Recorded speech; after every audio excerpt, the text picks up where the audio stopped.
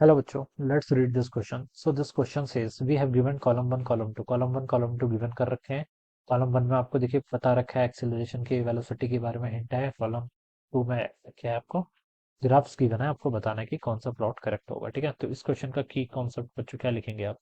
The key concept of this question देखिए आपको यहाँ पर प्लॉट्स बताने velocity time acceleration time displacement time का. ठीक है, ये ना बेसिकली क्वेश्चन आपका किस पर बेस्ड है, ये आपका काइनेमेटिक्स पर बेस्ड है. ठीक है, काइनेमेटिक्स काइनेमेटिक्स लिख सकते हैं या फिर आप लिख सकते हैं ग्राफिकल रिप्रेजेंटेशन ऑफ मोशन भी लिख सकते हैं. ठीक है, ग्राफिकल रिप्रेजेंटेशन. ठीक है, अब देखिए हम इस क्वेश्चन को आप क्या करते हैं, स्टार्ट करते हैं.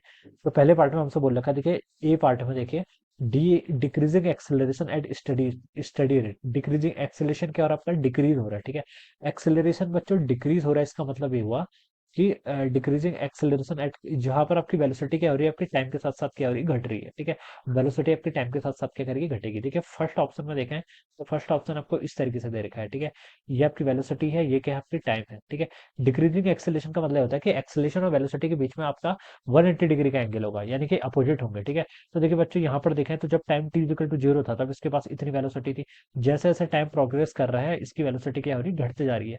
तो घटते आ रही है मतलब आपका ये क्या कर रहा है, डिक्रीज कर रहा है.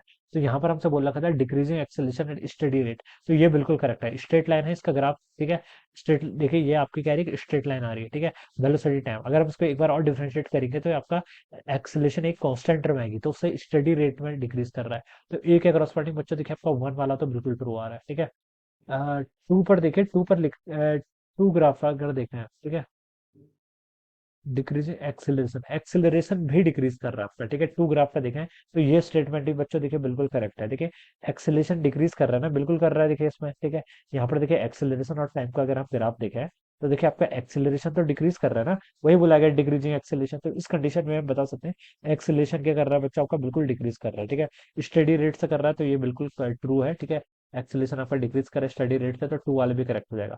थर्ड पे देखिए बच्चों, थर्ड ग्राफ में देखें तो आपको डिस्प्लेसमेंट टाइम पे यहाँ पर कर्व दे रखा है. ठीक है, डिस्प्लेसमेंट आपका क्या है बच्चों, पार्टिकल का कांस्टेंट है, तो ये तो हो नहीं सकता बिल्कुल भी. ठीक है, फोर्थ पर वेलोसिटी कांस्टेंट है, ये भी नहीं हो सकता अगर एक्सेलरेशन डिक्रीज कर रहा तो. पांचवें पर देखिए वेलोसिटी इंक्रीज कर रही है तो एक्सेलरेशन का कैसा, तो पांचवा भी नहीं हो सकता. तो वन एंड टू ही होंगे फर्स्ट के करस्पॉन्डिंग.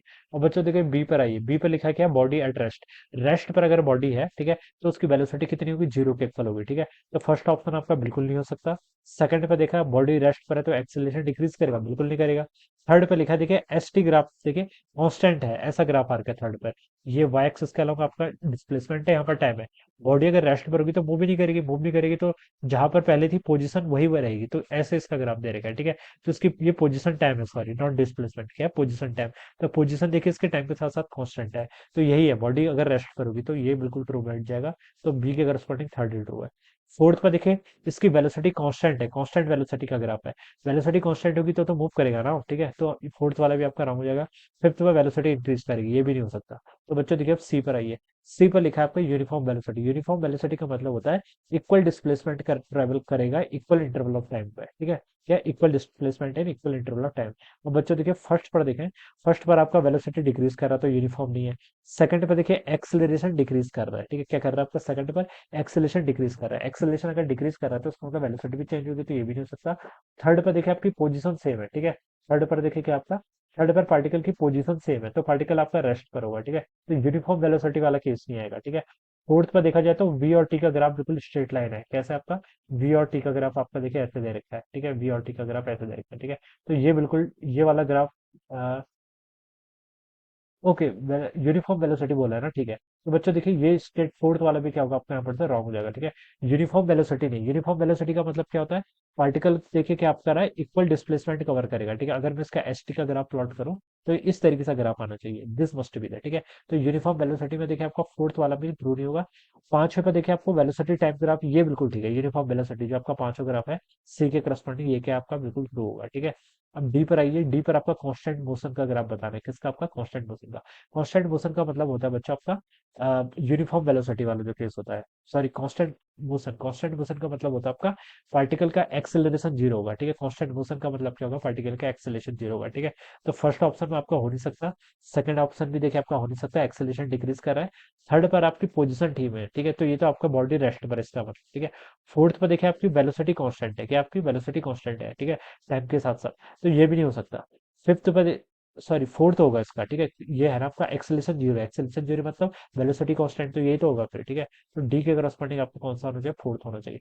पांचवें पर देखिए इसकी वेलोसिटी इंक्रीज कर रही है टाइम के साथ साथ, ठीक है। तो ये कांस्टेंट मोशन नहीं हो सकता, वेलोसिटी इंक्रीज कर रही है ना, ये तो एक्सेलरेटिंग वाला केस हो गया, ठीक है। तो पांचवा वाला केस आपका हो नहीं सकता, तो ये भी रॉन्ग रहेगा। तो ये इसके राइट आउटकम्स होंगे, ठीक है। फर्स्ट का वन टू, सेकंड का थर्ड, फिर फिफ्थ, फिर फोर्थ। तो ये देखिए आपका, ये आपका देखिए बी ऑप्शन से मैच कर रहा था, ऑप्शन बी क्या होगा इसके करस्पॉन्डिंग आपका राइट आंसर होगा, ठीक है। So this is how we will solve this problem. I hope you are understood this concept. All the best and thank you so